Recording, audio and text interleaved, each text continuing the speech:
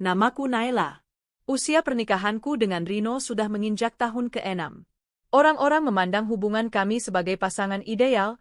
Aku wanita karir yang sukses dan mandiri, sementara Rino terlihat sebagai pria yang mendukung dan perhatian. Kami tinggal di sebuah rumah 2 lantai bergaya modern minimalis di kawasan elit. Tapi siapa sangka, di balik senyum dan kemesraan yang tampak, ada luka yang kian hari makin dalam. Rumah itu bukan hasil kerja keras kami berdua. Itu adalah warisan dari orang tuaku yang wafat dalam kecelakaan tragis 5 tahun lalu. Selain rumah, mereka juga meninggalkan sejumlah aset dan saham dari beberapa perusahaan yang kini kumanage sendiri. Tak satu pun atas nama Rino, bahkan mobil yang dia pakai setiap hari pun tercatat atas namaku. Dulu aku percaya cinta tak butuh bukti materi. Aku membiarkan Rino memakai apapun yang kupunya. Saat dia ingin membuka bisnis kecil di bidang IT, aku suntikkan modal ratusan juta tanpa pikir panjang. Saat dia bilang ingin kuliah S2 demi masa depan kami, aku yang bayarkan. Saat dia ingin ajak ibunya tinggal di rumah, aku yang menyetujui tanpa protes meski sebenarnya aku ingin lebih banyak ruang privasi. Hari-hari awal pernikahan kami terasa hangat. Rino sering mengejutkanku dengan bunga atau masakan buatannya. Dia suka menyentuh rambutku sambil bilang, "Naila, kamu cahaya hidupku. Tanpa kamu, aku bukan siapa-siapa." Tapi kalimat itu sekarang terasa hambar. Semuanya mulai berubah sekitar setahun lalu. Rino pulang makin malam. Alasannya selalu pekerjaan. Deadline proyek, sayang, katanya. Tapi tak pernah sekalipun aku lihat dia benar-benar mengerjakan proyek apapun. Bahkan email bisnisnya sepi. Dulu dia rajin cerita tentang kerjaannya. Sekarang, setiap kali aku tanya, dia hanya menjawab singkat lalu menunduk menatap ponsel. Awalnya aku menepis kecurigaan. Mungkin memang sedang stres, pikirku. Aku mencoba jadi istri pengertian. Kubuatkan bekal, kutanyakan kabarnya via chat, kubelikan baju baru agar dia tampil lebih percaya diri. Namun semua itu tak mengubah sikapnya. Dia malah makin menjauh. Aku mulai menyadari ada yang tak beres saat melihat bekas lipstik samar di kerah kemejanya. Warnanya bukan merah biasa, tapi ungu plum. Bukan warnaku. Aku bukan tipe yang suka berdandan mencolok. Selain itu, aroma parfum wanita yang asing juga sempat tercium dari jaketnya. Tapi saat kutanya, dia hanya tertawa, mungkin ketempelan dari rekan kerja. Aku tak bodoh. Seminggu kemudian, aku memberanikan diri mengikutinya diam-diam saat dia bilang akan lembur di kantor. Hatiku bergetar hebat saat melihat dia masuk ke sebuah restoran bersama wanita muda berambut panjang dengan gaun ketat dan tawa manja yang memualkan. Wanita itu menggandeng lengannya, dan mereka tampak begitu mesra seolah dunia hanya milik mereka berdua. Hatiku hancur. Tapi aku tak menangis. Aku pulang ke rumah dengan kepala tegak, menahan rasa perih yang membakar dada. Aku tak langsung menghadapinya. Aku butuh bukti lebih, dan aku ingin menyusun langkah dengan cermat. 2 bulan berikutnya, Rino makin terang-terangan. Dia sering pulang larut malam, bahkan pernah tak pulang 2 hari. Ketika akhirnya kutanyakan, dia berkata dengan enteng, "Aku butuh ruang. Kamu terlalu mendominasi. Aku merasa seperti tamu di rumah sendiri." Mataku membelalak. "Rino, ini rumahku. Kamu tinggal di sini karena aku izinkan. Jangan membalikkan fakta." Dia hanya tertawa miring. Iya, kamu yang punya semuanya, kan? Rumah, mobil, bisnis. Jadi aku cuma numpang." Kalimat itu bukan sekadar sindiran. Itu adalah tamparan.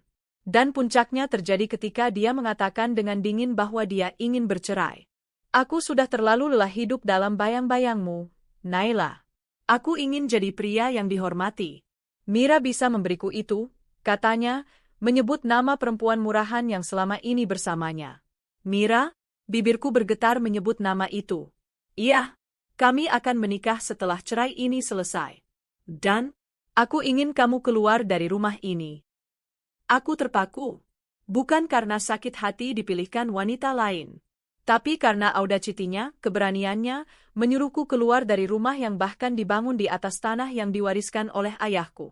"Kamu minta aku keluar dari rumahku sendiri?" tanyaku dengan suara rendah namun tajam. "Rumah ini sudah jadi milik bersama selama kita menikah, Naila. Aku sudah konsultasi dengan pengacara. Hatiku mencelos, tapi aku tetap tak menunjukkan emosi. Aku hanya berkata, baik, kalau itu yang kamu mau. Tapi ingat, Rino, satu hari kamu akan tahu betapa besarnya kesalahanmu hari ini. Aku pergi, bukan karena kalah, tapi karena aku butuh waktu untuk menata langkah. Aku tinggalkan rumah itu, sementara, dengan koper berisi pakaian dan dokumen penting. Tapi yang lebih penting, aku bawa martabat dan harga diriku bersamaku. Dari kejauhan, aku melihat Mira masuk ke dalam rumah dengan gaya pongahnya. Dia bahkan sempat melirikku sinis sambil berbisik ke Rino. Aku tahu pasti dia mengira aku wanita lemah yang akan tersungkur melihat mereka berjaya. Lucu sekali, karena yang dia tempati saat ini adalah istana milikku. Yang dia pakai adalah ranjangku, kamar mandiku, bahkan sendok garpu yang kubeli satu persatu. Dan dia tak tahu sebentar lagi, semua itu akan kembali padaku. Tinggal tunggu waktu. Aku tersenyum kecil sambil melangkah pergi. Tak perlu air mata untuk menunjukkan luka. Karena aku akan kembali. Bukan hanya untuk merebut kembali apa yang menjadi milikku, tapi juga untuk menjatuhkan mereka dengan cara yang paling elegan dan menyakitkan. 2 minggu sudah aku meninggalkan rumah. Sementara aku menginap di apartemen pribadi yang selama ini tak pernah kusentuh sejak warisan orang tuaku dibagikan. Apartemen ini terletak di pusat kota, strategis, nyaman, dan yang terpenting, jauh dari segala drama yang menyesakkan napas. Setiap malam aku duduk di balkon, memandangi lampu-lampu kota, bertanya-tanya bagaimana bisa Rino berubah sebegitu drastis. Pria yang dulu memujiku setinggi langit, kini menendangku keluar dari hidupnya seolah aku beban hidupnya. Tapi aku tak mau larut dalam pertanyaan yang tak butuh jawaban. Aku tahu, kehadiran perempuan bernama Mira itulah yang menjadi benalu dalam rumah tanggaku. Mira, wanita berwajah cantik dan tubuh semampai. Dari informasi yang kukumpulkan lewat kenalan di tempat Rino biasa nongkrong, dia adalah gadis bar di sebuah lounge elit. Banyak pria yang tergila-gila padanya karena penampilan dan kelihayannya menggoda. Tapi aku tahu Mira lebih dari itu, dia licik, manipulatif, dan tahu cara mencengkram leher lelaki bodoh seperti Rino. 1 minggu setelah aku keluar dari rumah, Mira resmi menjadi istri Rino. Tanpa pesta besar, hanya akad sederhana yang katanya dilakukan di luar kota. Aku tak hadir tentu saja, tapi aku mendapat cukup informasi dari beberapa undangan yang secara diam-diam mengirimkan foto-foto acara itu padaku. Lucunya, Mira memakai gaun pesta putih berenda yang dulu pernah kupakai saat gala dinner perusahaan. Sepertinya mereka benar-benar tak tahu malu. Bahkan pakaian pun masih menumpang dari lemari mantan istri sah. Dari kabar yang beredar, Mira kini tinggal di rumahku bersama Rino. Mereka menata ulang interior rumah, mengganti cat dinding ruang tamu, dan membuang beberapa koleksi lukisan almarhum ayahku yang sangat berarti bagiku. Aku ingin marah.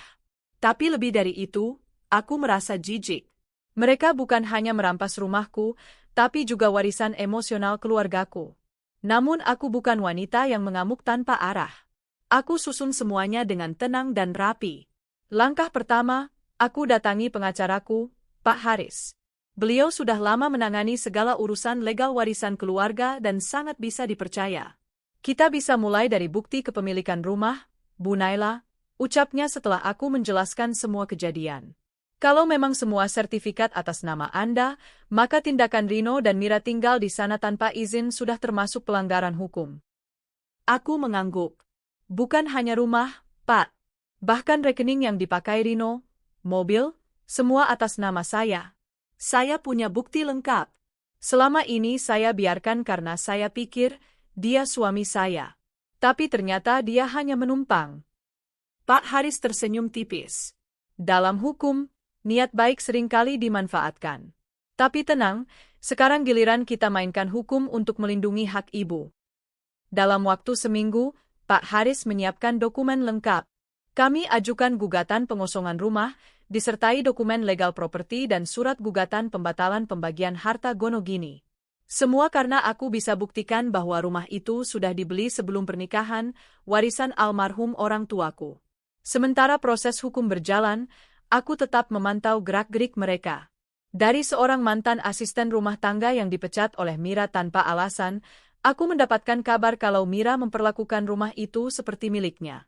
Ia mengubah kamar tamuku menjadi walk-in closet-nya, mengganti foto-foto keluarga dengan foto dirinya dalam berbagai pose sensual, bahkan menyuruh tukang untuk mengubah dapur menjadi minibar. Yang paling menyakitkan adalah, dia membuang lukisan foto besar almarhum ayah dan ibuku yang selama ini tergantung di ruang keluarga. Katanya, lukisan itu membuat rumah jadi kurang estetik. Aku hanya tertawa getir saat mendengar itu. Betapa cepatnya manusia lupa daratan saat merasa berada di atas angin. Sore itu, aku memberanikan diri datang ke rumah, atau lebih tepatnya, ke rumahku sendiri. Bukan untuk mengamuk, tapi sekadar ingin melihat dari dekat apa saja yang sudah mereka ubah. Kali ini aku datang tanpa membawa pengacara, hanya ditemani oleh asistennya yang bertugas mendokumentasikan situasi. Saat bel rumahku tekan, Mira sendiri yang membukakan pintu. Dia mengenakan daster satin pendek dengan riasan wajah tebal. Senyumnya mencibir, penuh kemenangan. "Oh, ini kamu," katanya datar. "Tumben datang."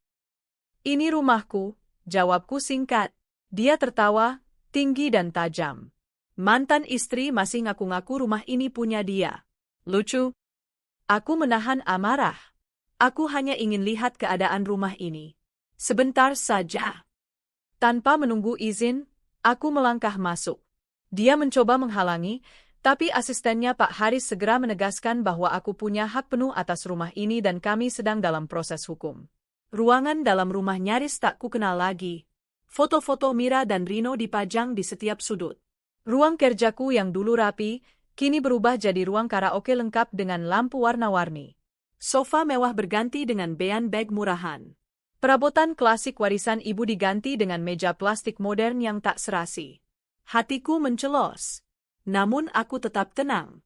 Sebelum pergi, aku menatap Mira dalam-dalam. Menikmati hidup di atas barang rampasan itu mudah. Tapi mempertahankannya, itu perkara lain. Hati-hati, kamu mungkin sedang berdiri di atas tanah yang sebentar lagi amblas. Mira mendengus. Ngomong aja banyak gaya. Kalau mau rebut Rino, minta balik aja, toh dia pasti masih mau kalau kamu rayu. Dasar wanita gagal. Aku tersenyum. Aku tak sudi rebut lelaki yang hanya bisa hidup karena belas kasih istrinya. Tapi kalian akan merasakan sendiri nanti. Hidup itu adil. Aku pergi dengan kepala tegak, meninggalkan Mira yang mendesis penuh amarah.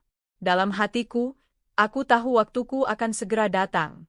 Beberapa hari kemudian, kabar mulai menyebar. Gugatan pengosongan rumah telah sampai ke tangan Rino. Dia panik. Dia mencoba meneleponku berkali-kali, tapi semua panggilannya kuabaikan. Akhirnya dia datang ke apartemenku. Wajahnya terlihat kusut, matanya merah. Kali ini bukan karena cinta, tapi karena rasa takut kehilangan kenyamanan hidup yang selama ini kutopang. "Naila, tolong kita bisa bicarakan baik-baik," katanya dengan suara lirih. Aku hanya tersenyum sinis. Kita sudah selesai, Rino. Kau membuat pilihanmu. Sekarang hadapi saja konsekuensinya. Mira tidak tahu kalau rumah itu atas namamu. Aku juga tidak tahu sepenuhnya, dia mulai berkilah.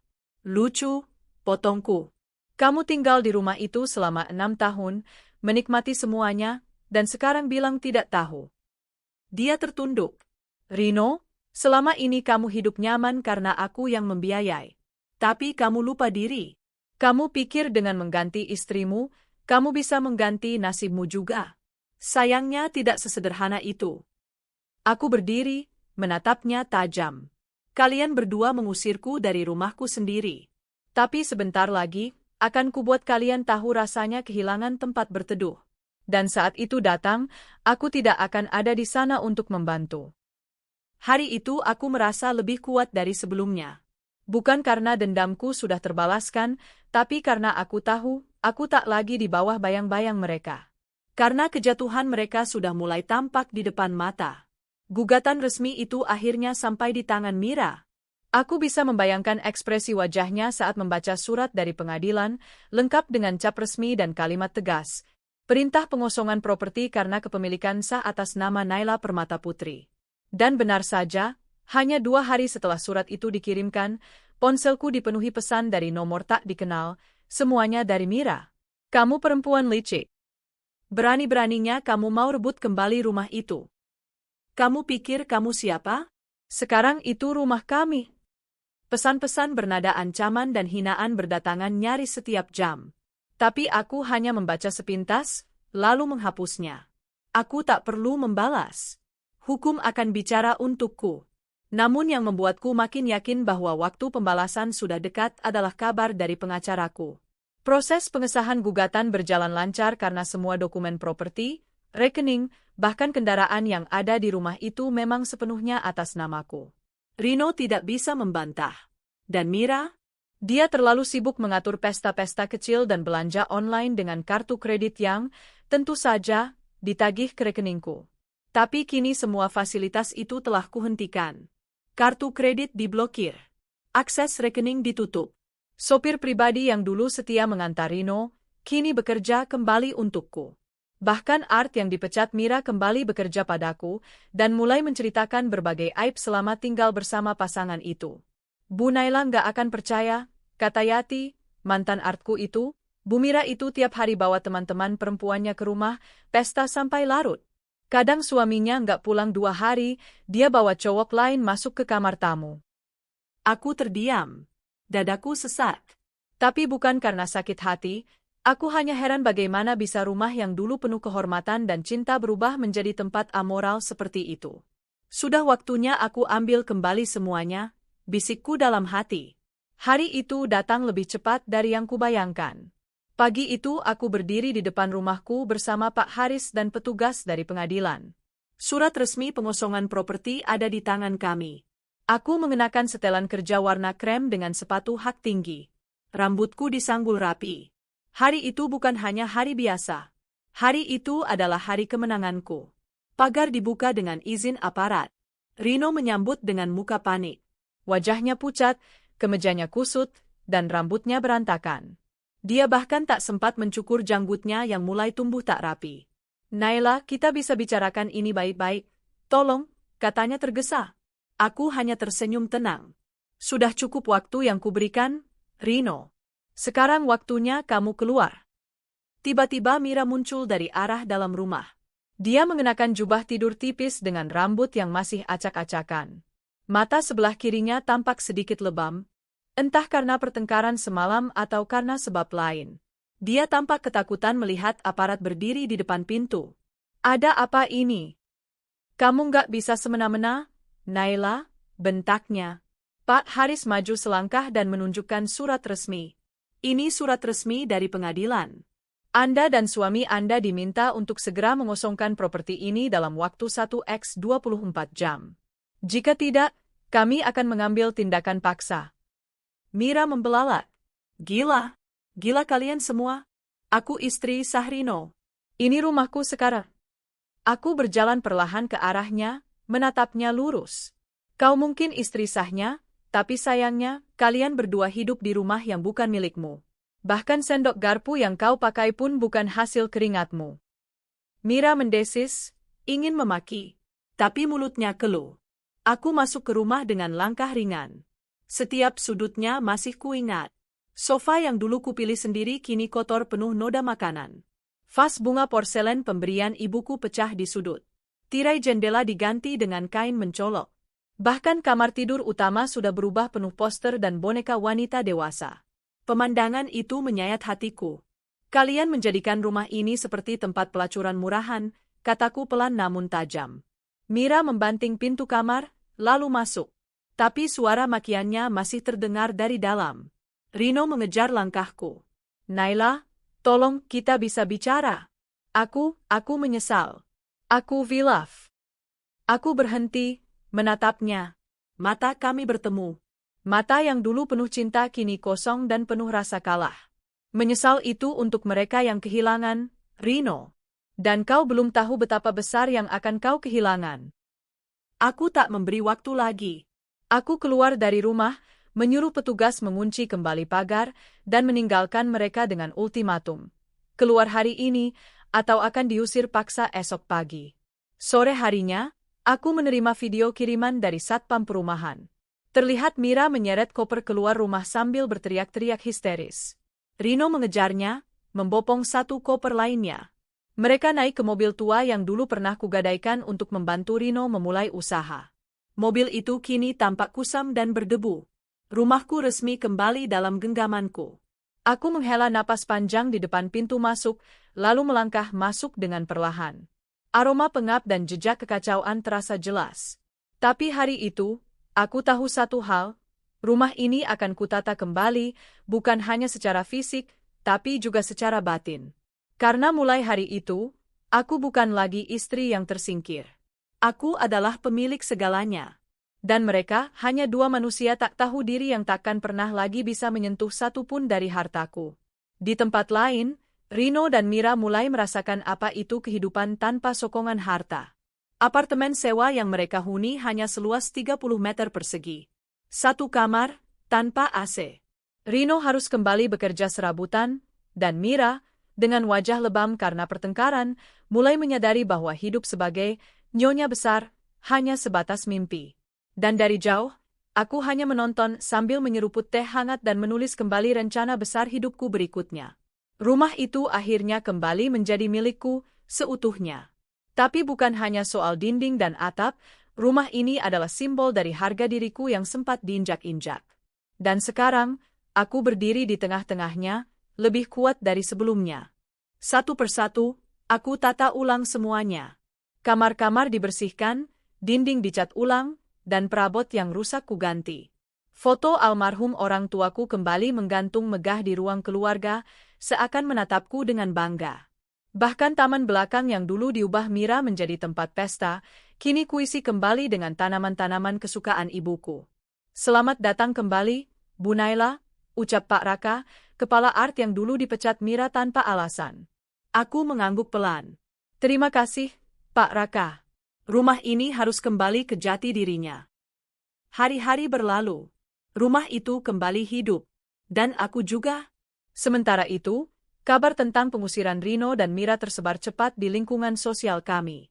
Grup-grup arisan, komunitas pengusaha, bahkan media sosial dipenuhi desas-desus soal kisahku. Banyak yang bersimpati, tapi lebih banyak yang terkejut. Selama ini mereka kira aku adalah istri biasa, mereka tidak tahu kalau semua harta yang dinikmati Rino adalah hasil kerja dan warisan dariku. Sore itu, aku menerima undangan menjadi pembicara dalam seminar wanita bertajuk Bangkit dari Luka, Berdiri Lebih Kuat. Aku sempat ragu, tapi akhirnya aku menerima. Aku tahu, ini bukan hanya tentang diriku, tapi tentang banyak perempuan lain di luar sana yang juga terjebak dalam hubungan tak sehat dan perlu diberi semangat. Di atas panggung, aku berdiri mengenakan blazer putih dan celana panjang hitam. Rambutku ditata simpel, wajahku dihias dengan riasan ringan. Tapi hari itu, yang paling bersinar adalah kepercayaan diriku. Ada saat dalam hidup saya di mana saya merasa menjadi tamu di rumah sendiri, kataku membuka. Saya dibohongi, dikhianati, dan disingkirkan oleh orang yang saya cintai. Tapi hari ini, saya berdiri di sini bukan sebagai korban, tapi sebagai pemenang. Tepuk tangan menggema. Beberapa wanita di barisan depan menitikkan air mata. Aku pun hampir menangis, tapi aku tahan. Aku ingin hari itu dikenang bukan sebagai curahan luka, tapi sebagai perayaan kekuatan. Setelah seminar, seorang wanita paruh baya menghampiriku. Bu Naila, saya terinspirasi. Saya juga pernah diusir oleh suami dan selingkuhannya dari rumah yang saya bangun bersama. Tapi saya tidak sekuat ibu. Aku menggenggam tangannya. Ibu lebih kuat dari yang ibu kira. Jangan biarkan siapapun menginjak harga diri kita, meskipun itu orang yang dulu kita cintai. Sementara itu, Rino dan Mira mulai merasakan pahitnya hidup tanpa sokongan dana. Rino bekerja sebagai staf marketing lepas di perusahaan kecil. Gajinya bahkan tak cukup membayar cicilan motor. Mira, yang dulu bersolek tiap hari, kini bekerja di salon pinggiran sebagai penyambut tamu. Bahkan menurut kabar, dia sempat mencoba kembali ke lounge tempat dia bekerja dulu, tapi ditolak karena sudah terlalu banyak masalah. Hari-hari mereka penuh cekcok. Mereka pindah-pindah kontrakan karena menunggak. Bahkan tetangga di kontrakan terakhir mereka sempat mengeluh soal keributan malam-malam yang diduga karena pertengkaran rumah tangga. Suatu malam, aku sedang duduk di ruang keluarga sambil memeriksa laporan keuangan perusahaanku. Tiba-tiba terdengar bel rumah berbunyi. Pak Raka membukakan pintu, lalu masuk dengan raut cemas. Bu Naila, tamu. Pak Rino. Dia memaksa ingin bicara langsung. Aku mendesah pelan. Persilakan masuk. Tapi batasi waktunya. Rino masuk dengan langkah berat. Wajahnya tirus, matanya sayu, dan pakaiannya lusuh. Tak seperti pria yang dulu selalu tampil necis dengan jas mahal yang dulu kubelikan. Naila, dia terbata. Aku mengangkat tangan, menyuruhnya diam.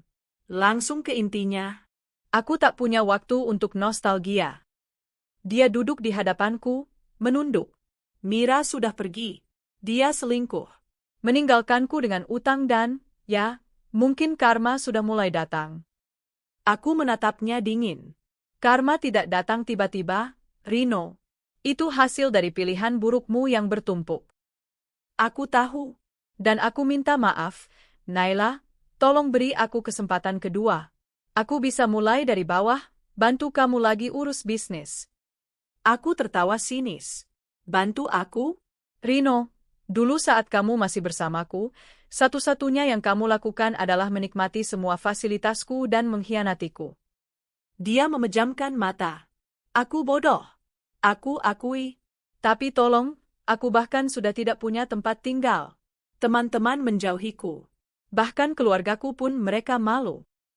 Aku berdiri, melangkah ke jendela dan memandang keluar. Rino, kamu pernah usir aku dari rumahku sendiri.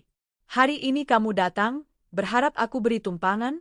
Bukan karena kamu menyesal, tapi karena kamu kehilangan semuanya. Itu bukan penyesalan, itu keterpaksaan. Dia bangkit, suaranya mulai meninggi. Lalu kamu mau lihat aku hancur? Aku menatapnya tajam. Bukan mau. Tapi biarkan saja hidup yang mengajarkanmu. Aku menekan bel kecil di sisi sofa. Tak lama, Pak Raka datang. Tolong antar Pak Rino keluar. Jangan izinkan dia kembali tanpa janji tertulis dariku. Setelah Rino pergi, aku duduk kembali di sofa. Ada perasaan lega, namun juga getir. Dulu aku mencintainya dengan segenap hati. Tapi sekarang, rasa itu telah mati. Yang tersisa hanya rasa iba dan pelajaran hidup. Aku mengambil album foto lama. Di sana ada foto pernikahan kami, liburan pertama, dan potret kebersamaan yang kini hanya menjadi kenangan usang. Aku menatap satu foto di mana kami tertawa di taman rumah, lalu dengan tenang, kukoyak foto itu perlahan dan kubuang ke tempat sampah. Karena hidupku sekarang bukan tentang masa lalu. Ini tentang masa depan. Tentang Naila yang baru. Naila yang tak bisa lagi diinjak siapapun, terutama oleh orang yang pernah ia beri segalanya. Dan entah dimanapun Mira berada malam ini, semoga dia juga belajar satu hal. Hidup bukan tentang siapa yang bisa merebut, tapi siapa yang bisa mempertahankan dengan cara yang benar. Sudah lebih dari sebulan sejak Rino dan Mira terusir dari rumahku. Hidupku kini jauh lebih damai. Aku kembali fokus pada bisnis dan pada diriku sendiri. Tak ada lagi rasa was-was setiap membuka pintu rumah, tak ada lagi luka di dada setiap mengingat pengkhianatan. Tapi tidak demikian dengan kehidupan Rino dan Mira. Kabar tentang mereka terus kudengar, bukan karena aku mencarinya, melainkan karena kabar buruk memang suka menyebar sendiri. Rino kini tinggal di kontrakan sempit di pinggiran kota, sebuah bangunan tua dengan tembok lembab dan atap yang bocor saat hujan. Uang tabungannya habis untuk membayar utang kartu kredit yang digunakan Mira selama mereka tinggal bersamaku. Sementara Mira, wanita itu ternyata memang pandai berpindah ke satu pelukan ke pelukan lain. Setelah hidup bersama Rino yang mulai tidak berfungsi sebagai suami mapan, Mira diam-diam menjalin hubungan dengan seorang pengusaha rental mobil. Tapi, hubungan itu pun hanya bertahan 2 minggu. Begitu Mira tahu kalau pengusaha itu hanya punya 2 mobil yang semuanya masih kredit, ia pun minggat, tanpa jejak. Rino, yang sudah terlanjur membanting pintu terhadap semua keluarga dan temannya karena merasa sudah hidup enak, kini merasakan sendiri apa itu kesepian. Ia mencoba kembali ke rumah ibunya, tapi ibunya menolak. Jangan bawa-bawa aib ke rumah ini, Rin. Kamu tinggalkan istri baik-baik demi perempuan murahan. Sekarang datang minta tumpangan? Malu, kata ibunya, menurut cerita dari tetanggaku yang ternyata masih berteman dengan ibunya. Rino menjadi bayang-bayang dari dirinya yang dulu. Ia mulai mencari pekerjaan ke sana kemari, namun reputasinya sudah buruk. Beberapa perusahaan kecil menolaknya karena tahu siapa dia. Di dunia bisnis, ternyata semua punya telinga. Sementara itu, aku fokus membangun diriku. Bisnis butikku berkembang pesat, bahkan aku membuka cabang baru di Bali dan Yogyakarta. Nama, Naila, perlahan-lahan menjadi simbol kekuatan wanita mandiri. Aku mulai sering diundang ke seminar, talk show, dan wawancara media. Banyak yang penasaran dengan kisahku, apalagi setelah satu video ceramahku viral di TikTok dan Instagram. Kutipan yang paling sering diputar ulang adalah saat aku berkata, "Jangan beri segalanya pada orang yang bahkan belum terbukti bisa menjaga hatimu. Karena saat kamu hilang segalanya, yang tertinggal bukan hanya luka, tapi kehilangan jati diri. Tapi jika kamu bangkit, kamu bisa mengambil semuanya kembali, bahkan dengan lebih." Video itu ditonton jutaan kali. Banyak perempuan mengirim pesan padaku, mengaku terinspirasi. Beberapa bahkan mengaku berani keluar dari hubungan toksik setelah menonton video itu. Aku terharu. Aku tak pernah menyangka penderitaanku dulu bisa menjadi lentera bagi orang lain. Suatu malam, aku mendapat pesan dari nomor yang tidak dikenal. "Naila, ini Mira. Aku minta maaf. Aku benar-benar menyesal. Aku tidak tahu ternyata kamu adalah pemilik semua itu. Aku pikir kamu cuma istri biasa." Rino sudah berubah. Dia kasar. Dia pernah mendorongku sampai aku hampir jatuh dari tangga. Aku kehilangan segalanya. Bahkan pekerjaanku di salon pun sekarang tak ada karena bosku tahu masa laluku. Aku mohon, tolong, aku butuh bantuan. Aku membaca pesan itu berkali-kali. Bukannya kasihan, aku malah tersenyum. Karma memang tidak pernah salah alamat. Tapi aku tidak akan membalas pesan itu. Apapun yang dialami Mira, itu bukan lagi urusanku. Keesokan paginya, aku menunjukkan pesan itu ke Pak Haris, pengacaraku. "Apakah saya harus khawatir?" tanyaku. Pak Haris menggeleng. "Tidak, Bu Naila. Kalau dia datang atau membuat onar, tinggal laporkan. Kita punya semua bukti bahwa Anda adalah korban yang telah memenangkan kasus." Aku menarik napas lega. Sementara itu, Mira ternyata benar-benar kembali ke kehidupan lamanya. Ia kembali ke bar, bukan sebagai gadis lounge elit, tapi sebagai pelayan biasa. Ia bahkan tak lagi punya penampilan mencolok, wajahnya lebih pucat, tubuhnya kurus, dan matanya tampak kosong. Beberapa kali dia terlihat mengantuk saat bekerja. Kabarnya, ia mulai mengonsumsi obat penenang. Tekanan hidup rupanya mulai melumpuhkannya perlahan. Ada satu cerita yang kudengar dari kenalanku yang kebetulan pernah melihatnya di bar itu. Mira bilang ke temannya, kalau hidupnya hancur karena wanita bernama Naila, kata temanku. Tapi saat ditanya lebih jauh, dia menangis dan bilang bahwa kamu lebih kuat darinya. Dia bilang, aku salah. Aku kira aku bisa ambil segalanya. Tapi ternyata, aku nggak punya apa-apa. Aku tak bisa bilang aku bahagia mendengarnya. Tapi itu adalah pelajaran pahit yang memang harus ia telan. Karena hidup bukan soal siapa yang menang duluan, tapi siapa yang bertahan sampai akhir. Rino juga tak kalah menyedihkan. Ia terlihat duduk di bangku taman, memeluk tas kerjanya yang usang. Beberapa mantan koleganya melihatnya dan memilih pura-pura tidak mengenal. Ia menjadi bahan bisik-bisik, itu Rino, suami Naila, yang dulu selingkuh terus kena karma. Sekarang katanya kerja jadi tukang antar paket. Dan memang benar, beberapa bulan terakhir, Rino bekerja sebagai kurir motor. Di balik helm dan jaket ojek online-nya, tersembunyi wajah laki-laki yang dulu mengusir istrinya dari rumahnya sendiri. Lucunya, saat tak sengaja berpapasan di sebuah pusat perbelanjaan, dia menghentikan motornya dan mencoba menyapaku. Tapi aku hanya berjalan melewatinya tanpa menoleh sedikit pun. Bagi dunia, dia mungkin hanya pengantar paket. Tapi bagiku, dia adalah bagian dari masa lalu yang sudah kupadamkan. Malam itu, aku menulis di jurnal pribadiku. Dulu aku wanita yang disingkirkan. Tapi sekarang, aku adalah pemilik hidupku. Dan orang-orang yang menginjakku kini memetik hasil dari tanamannya sendiri. Aku menatap langit-langit kamar yang dulu sempat dirusak, tapi kini bersih dan nyaman. Aroma lilin lavender menyebar lembut, musik klasik mengalun dari speaker di sudut ruangan. Aku menutup mata dan tersenyum.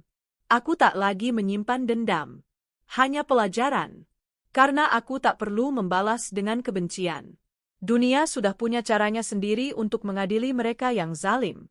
Dan tugasku sekarang hanya satu, terus melangkah maju. Musim hujan telah tiba. Di luar, gerimis menyelimuti jalanan kompleks rumahku yang kini kembali damai dan bersih.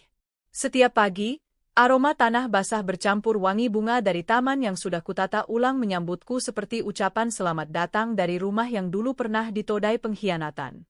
Aku berdiri di depan jendela ruang tamu, memeluk secangkir teh hangat. 6 bulan telah berlalu sejak Rino dan Mira terusir dari hidupku. Banyak hal yang berubah, terutama dalam diriku sendiri. Dulu aku adalah Naila yang terlalu percaya, terlalu memberi, terlalu berkorban. Tapi hari ini, aku adalah Naila yang penuh kendali. Yang tahu kapan harus mencintai, kapan harus melepaskan. Dan yang paling penting, tahu kapan harus berkata cukup. Suatu hari, aku mendapat undangan dari salah satu universitas ternama di Jakarta untuk menjadi pembicara dalam seminar nasional bertema Perempuan Mandiri di Era Modern. Undangan itu membuatku termenung sejenak. Siapa yang menyangka, perempuan yang dulu diusir dari rumahnya sendiri oleh suami dan pelakor, kini diundang untuk menginspirasi ribuan mahasiswa dan mahasiswi. Mungkin dulu aku akan merasa ini semua sebagai pelampiasan dendam. Tapi sekarang, aku tahu ini adalah bagian dari proses penyembuhan dan penerimaan diri. Dalam seminar itu, aku berbicara dengan penuh ketulusan. Ada saat dalam hidup di mana kita terlalu mencintai orang lain sampai lupa mencintai diri sendiri, ucapku. Saya pernah berada di titik itu. Tapi ketika saya ditinggalkan, dihina, bahkan diusir dari rumah saya sendiri, disitulah saya belajar bahwa perempuan tak pernah diciptakan untuk jadi pelengkap. Kita adalah pusat kehidupan yang bisa berdiri sendiri. Tepuk tangan memenuhi ruangan. Bahkan beberapa dosen perempuan menatapku dengan mata berkaca-kaca. Setelah acara selesai, banyak mahasiswa datang bergantian untuk sekadar memeluk atau berterima kasih. Aku pulang hari itu dengan hati yang penuh. Bukan karena pujian, tapi karena aku merasa hidupku kini benar-benar berarti, bukan hanya untukku tapi juga untuk orang lain. Sementara hidupku terus membaik, kehidupan Rino dan Mira kian karam.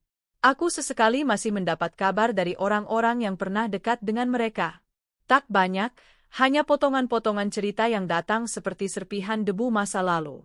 Rino kini menjadi kurir tetap di sebuah ekspedisi kecil. Gajinya hanya cukup untuk makan sehari-hari dan menyewa kamar indekos petak. Mobil yang dulu kubelikan untuknya sudah dijual murah. Menurut kabar, ia bahkan sempat pinjam uang ke teman lamanya untuk menutup cicilan motor. Mira?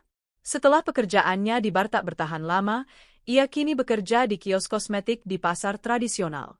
Wajahnya jauh berubah, kusam, lelah, seperti telah kehilangan cahaya hidup. Tak ada lagi gaun mahal, tak ada lagi lipstik merek luar negeri, tak ada lagi tawa pongah yang dulu pernah menusuk-nusuk telingaku. Dan lebih mengejutkan lagi, Mira kini hidup sendiri. Setelah hubungan mereka pecah karena pertengkaran hebat, Mira meninggalkan Rino begitu saja, tanpa pamit, tanpa sisa rasa. Bahkan menurut salah satu sumber, sebelum pergi, ia sempat menjual beberapa barang Rino untuk bekal hidupnya. Laki-laki yang pernah menendangku keluar dari rumahku sendiri, kini benar-benar sendirian. Dikhianati oleh wanita yang dulu dielu-elukan sebagai pengganti sempurna. Apa yang dulu terlihat glamor, kini hanya tinggal puing. Suatu malam, aku sedang duduk di balkon rumah sambil membaca buku saat ponselku berbunyi. Sebuah email masuk. Dari nama pengirimnya, aku langsung tahu siapa. Rino Armand. Isi emailnya singkat, namun cukup membuatku terdiam lama. Naila, aku tidak minta dikasihani. Aku tahu semua ini akibat dari kesalahan dan kebodohanku sendiri. Tapi izinkan aku bicara sekali saja, bukan sebagai mantan suami, tapi sebagai manusia yang sedang tenggelam. Jika suatu saat aku bisa membuktikan bahwa aku benar-benar berubah, dan bisa berdiri di kakiku sendiri, bisakah aku bicara padamu sebagai teman? Aku tidak langsung membalas. Bahkan selama seminggu aku hanya membiarkan email itu mengendap. Bukan karena benci, aku tak lagi menyimpan kebencian. Tapi karena aku tahu, ada luka yang tak perlu dibuka kembali. Pada akhirnya, aku hanya membalas dengan kalimat, "Rino, saya mendoakan yang terbaik untukmu. Tapi ada pintu-pintu yang setelah tertutup, tidak seharusnya dibuka kembali. Terima kasih." Pagi harinya, aku pergi ke tempat baru, sebuah bangunan berlantai 2 yang sedang direnovasi. Disinilah aku akan membuka bisnis baru, sebuah pusat pelatihan keterampilan dan pemberdayaan perempuan. Tempat di mana para janda, korban KDRT, mantan TKW, dan perempuan yang ingin bangkit bisa belajar menjahit, merias, bahkan belajar bisnis. Aku beri nama tempat itu, Rumah Mandiri Naila. Di depan pintu masuk, terpampang slogan, "Perempuan kuat bukan berarti tak pernah jatuh, tapi selalu tahu caranya bangkit." Ini bukan hanya bisnisku. Ini misiku. Aku ingin perempuan lain yang pernah berada di posisi seperti diriku, disakiti, diremehkan, disingkirkan, punya tempat untuk berdiri kembali. Dan benar saja, bulan pertama dibuka, ada puluhan perempuan yang mendaftar. Ada yang baru cerai, ada yang dikhianati pasangannya, bahkan ada yang sedang berjuang melawan utang karena ditinggal suami begitu saja. Aku tak hanya memberi pelatihan, tapi juga motivasi. Setiap Jumat sore, aku mengadakan kelas khusus bernama Kelas Harga Diri. Tempat di mana para perempuan bisa saling bercerita, saling menyemangati, dan menemukan kembali kepercayaan dirinya. Salah satu peserta, Mbak Lela, wanita 3 anak yang ditinggal suaminya demi wanita muda, pernah berkata sambil menangis, "Bu Naila, saya kira hidup saya sudah berakhir. Tapi setelah tahu kisah ibu, saya merasa tidak sendirian. Terima kasih sudah buka jalan untuk kami." Aku memeluknya erat, karena aku tahu rasa itu. Rasa hancur, rasa malu, rasa kehilangan arah. Tapi aku juga tahu bahwa di balik rasa itu, ada kekuatan yang bisa tumbuh, asal diberi ruang. Sore itu, aku kembali ke rumah dengan senyum lebar. Di meja ruang tamu, tampak beberapa kartu ucapan dari rekan-rekan pengusaha dan komunitas perempuan. Banyak dari mereka mengagumi perjuanganku. Tapi bagiku, pujian bukan tujuanku. Yang aku kejar hanyalah satu, ketenangan dan harga diri yang tak lagi bisa dirampas siapapun. Aku menatap rumahku yang tenang, taman yang hijau, dan udara yang bersih. Tak ada lagi teriakan, tak ada lagi aroma parfum murahan, tak ada lagi jejak kaki orang yang tak tahu malu. Yang ada kini adalah aku, Naila, dan seluruh perjuanganku. Dan aku bangga pada diriku sendiri. Hari itu langit cerah, dan matahari bersinar lembut seperti menenangkan luka yang sudah lama sembuh. Aku berdiri di halaman depan Rumah Mandiri Naila, mengenakan blus putih dan celana panjang hitam. Di tanganku ada gunting pita, di sebelahku berdiri bupati wanita daerah setempat yang datang khusus untuk meresmikan pusat pelatihan perempuanku. Dengan ini, kami resmikan Rumah Mandiri Naila sebagai pusat pelatihan perempuan berbasis pemberdayaan ekonomi, ucap sang bupati dengan penuh semangat, diikuti tepuk tangan dari para tamu undangan. Air mataku nyaris tumpah. Bukan karena haru semata, tapi karena aku tahu sejauh mana aku telah berjalan. Dari seorang istri yang diusir, diinjak harga dirinya, hingga berdiri di sini, sebagai pengusaha, mentor, dan penyelamat banyak perempuan yang mengalami luka serupa denganku. Setelah acara selesai, aku berbincang dengan beberapa peserta pelatihan. Salah satunya, Yuni, seorang ibu muda korban KDRT yang baru saja lepas dari suaminya yang pemabuk. "Bu Naila, saya dulu tidak pernah percaya diri. Saya bahkan tak berani lihat cermin. Tapi setelah ikut kelas, harga diri, saya mulai berani tersenyum lagi," katanya pelan. Aku memeluknya dengan tulus. "Yuni, kamu sudah hebat karena memilih bertahan dan bangkit. Sekarang giliran kamu jadi cahaya untuk orang lain." Sore harinya, aku kembali ke rumah. Rumah itu kini benar-benar menjadi istanaku. Tidak megah berlebihan, tapi damai dan penuh arti. Aku duduk di teras sambil menyeruput teh hijau. Di pangkuanku ada album foto baru, bukan kenangan masa lalu, tapi foto-foto kegiatan sosial, pelatihan menjahit, perempuan-perempuan tersenyum sambil memegang sertifikat pelatihan. Semuanya adalah bukti bahwa aku tidak hanya menyembuhkan diriku, tapi juga banyak hati yang pernah patah. Tiba-tiba, ponselku berdering. Nomor tak dikenal. Rasa penasaran membuatku mengangkatnya. Halo? Suara berat dan parau terdengar di seberang. Naila, ini Rino. Aku terdiam sejenak, lalu berkata dingin, ada urusan penting. Dia menghela napas. Aku cuma ingin bilang, terima kasih. Karena kamu tidak membalas keburukan kami dengan kejahatan. Aku benar-benar menyesal. Dan sekarang aku tahu, yang aku tinggalkan bukan hanya istri terbaik, tapi manusia paling kuat yang pernah aku kenal. Aku tak menjawab. Bukan karena marah, tapi karena aku tahu dia tak lagi punya tempat di hidupku. Kalau itu saja yang mau kamu sampaikan, semoga kamu menemukan damai, jawabku akhirnya. Lalu kututup telepon. Aku tak menangis. Tak sedih. Justru ada kelegaan yang mengalir dalam tubuhku. Beberapa minggu kemudian, saat aku sedang memberikan pelatihan manajemen keuangan sederhana untuk peserta baru, seorang wanita muda bernama Dina tiba-tiba mengangkat tangan. Bu Naila, saya penasaran, apakah ibu pernah membenci mereka? Maksud saya, suami ibu dan perempuan itu. Semua peserta terdiam.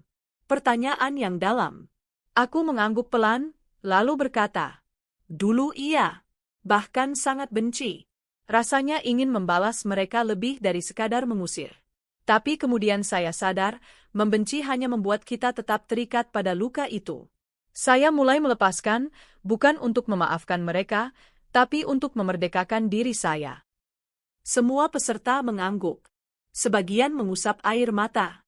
Aku tahu, mereka merasakan hal yang sama. Dan sekarang, tanya Dina lagi. Aku tersenyum. Sekarang saya bersyukur. Karena tanpa luka itu, saya tak akan jadi sekuat ini. Tanpa dihianati, saya tak akan tahu bahwa saya bisa berdiri sendiri.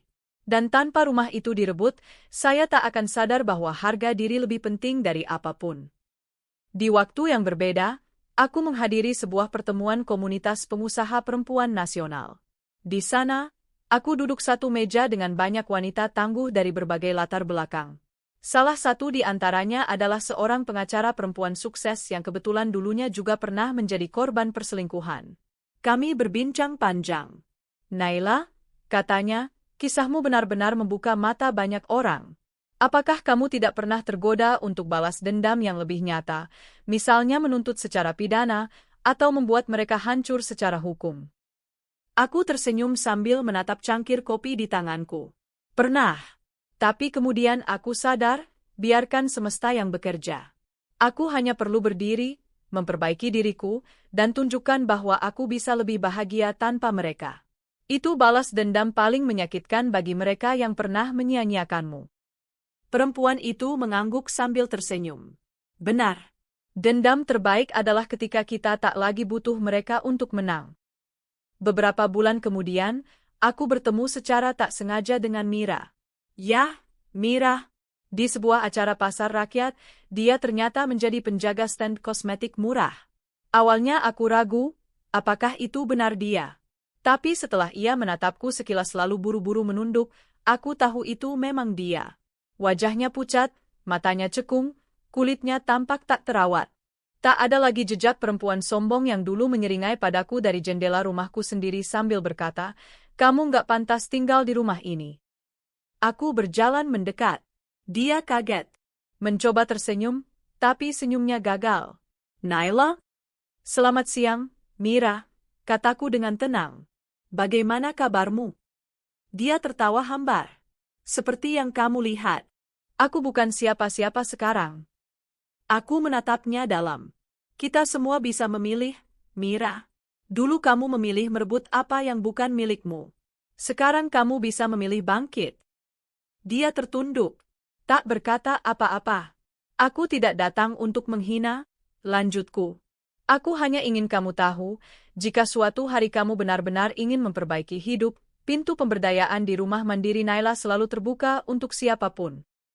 Mata Mira memerah, tapi ia tak sanggup menahan air matanya. Ia hanya mengangguk pelan. Aku meninggalkannya dengan langkah ringan. Bukan karena aku lebih hebat, tapi karena aku sudah menyelesaikan semua pertarungan dalam diriku. Kini, hidupku sudah jauh berbeda dari ketika cerita ini dimulai. Aku bukan lagi perempuan yang dipermalukan dan terusir dari rumah sendiri. Aku adalah Naila yang baru, yang memilih untuk berdiri, bukan menangisi keruntuhan. Yang memilih membangun kembali rumah, bukan membalas dengan api. Dan kisah ini kutulis bukan untuk menyombongkan diri, tapi agar kamu, siapapun yang membaca, tahu.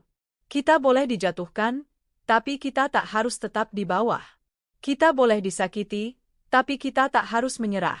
Dan kita boleh ditinggalkan, tapi kita tetap berhak untuk bahagia. Aku Naila, perempuan yang dulu dibuang dari rumah sendiri. Dan hari ini, aku adalah pemilik sejati rumah itu.